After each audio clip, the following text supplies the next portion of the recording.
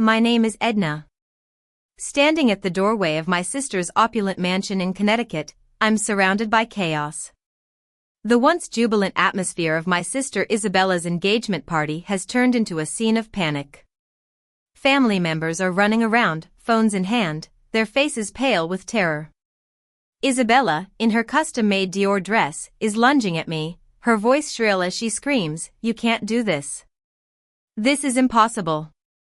It all started a few hours ago. The marble foyer of Isabella's mansion was filled with the laughter of 28 family members. Crystal chandeliers cast a soft glow over the crowd, and everyone was dressed in their finest designer clothes. My cousin Lily, Isabella's maid of honor, was sipping on a glass of Moët and Chandon, her diamond earrings sparkling in the light. "Some people are just born with a knack for making money," she said, casting a sideways glance at me. I was standing near the grand staircase, wearing a simple pair of jeans and a plain white t-shirt. In my hand was a glass of champagne that probably cost more than my monthly rent. My parents, always the traditionalists, had raised us with a strict sense of family values. My father, a successful lawyer, expected us all to follow in his footsteps. My mother, a socialite, spent her days attending charity events and networking. They saw Isabella, with her business degree from Harvard, as the pride of the family. I, on the other hand, had chosen a different path. For the past 5 years, I'd been working as a freelance web designer from my small apartment in Queens, taking on small projects and living what they considered an unfulfilled life. What they didn't know was that I was the one who had been keeping the family afloat.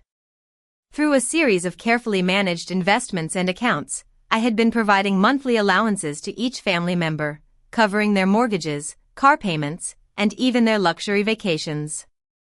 My wealth management team's quarterly reports showed growth rates that would have made Wall Street envious, but I never brought it up at family gatherings. They were more interested in discussing Isabella's latest business deal or Lily's new diamond bracelet. Isabella's voice cut through the chatter as she tapped her champagne flute with a silver spoon.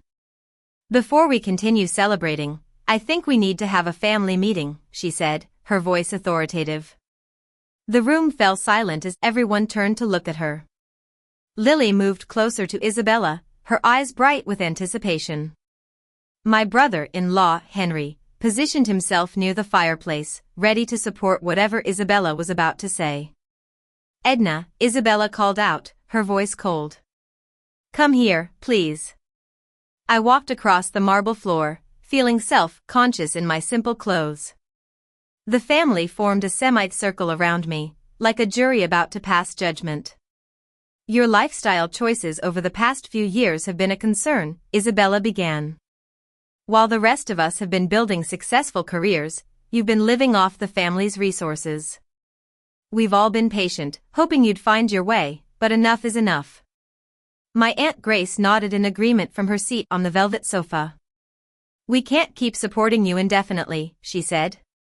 "Family money should go to those who are contributing to the family's success." Uncle Frederick stepped forward, his face stern. "We've all worked hard to maintain the family's financial stability. You've been a burden," he said.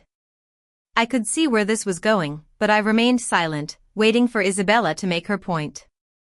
"The family has been paying for your rent, your utilities, and all your living expenses," Isabella continued. "But we've made a unanimous decision. We're cutting you off, effective immediately. It's time you learned to stand on your own 2 feet." As she spoke, my phone buzzed in my pocket. I glanced down at the notification.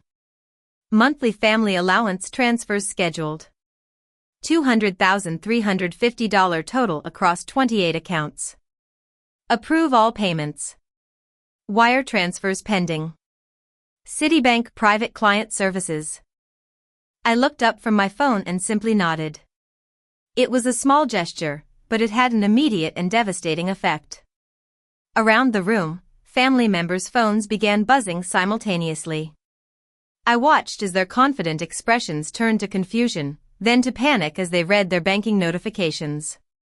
Isabella's triumphant smile faded as she stared at her phone screen. "What's going on?" she stammered. Lily had gone completely white, her champagne glass trembling in her hand. My credit card payment. It's been declined, she whispered. Henry was frantically tapping his phone screen, his face red with anger. My mortgage payment. It says it's been suspended, he shouted. My phone rang. The caller ID showed Citibank Private Client Wealth Management Division. Excuse me, I said quietly, answering the call. Good evening, Edna, came the familiar voice of my wealth advisor, Sarah, through the speaker. I'm calling about the family allowance transfers. Several accounts are showing suspended payments. Should I reinstate the monthly distributions? The mansion had gone completely silent. Everyone was staring at me, their eyes wide with horror.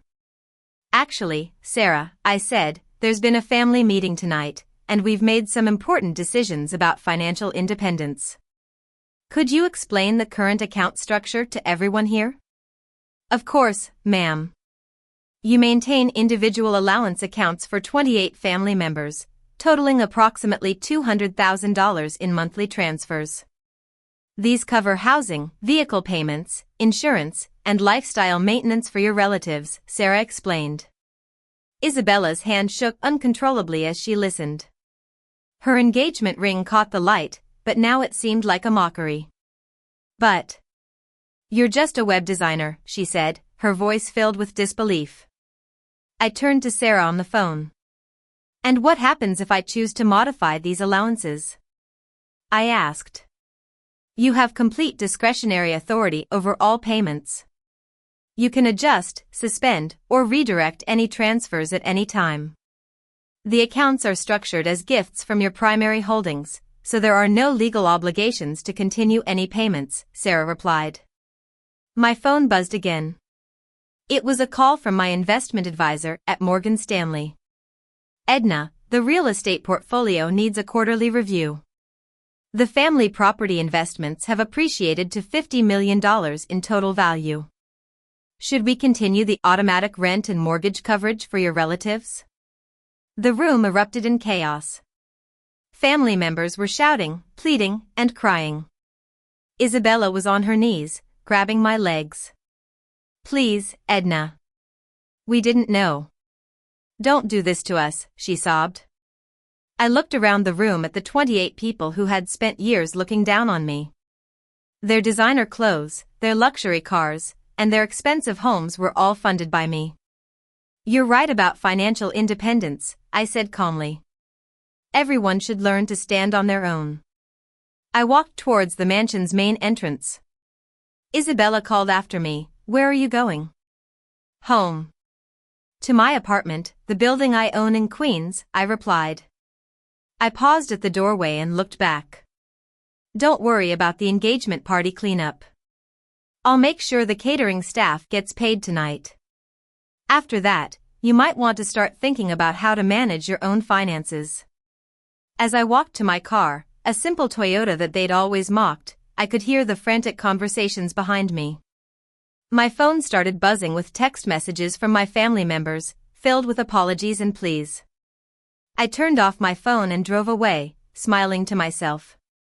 For the first time in 5 years, when we discussed financial responsibility and family support, they'd be eager to hear my perspective on what independence really meant. The monthly allowances could wait. After years of funding their lifestyles while enduring their criticism, I had all the time in the world to decide what standing on your own truly looked like for all of them.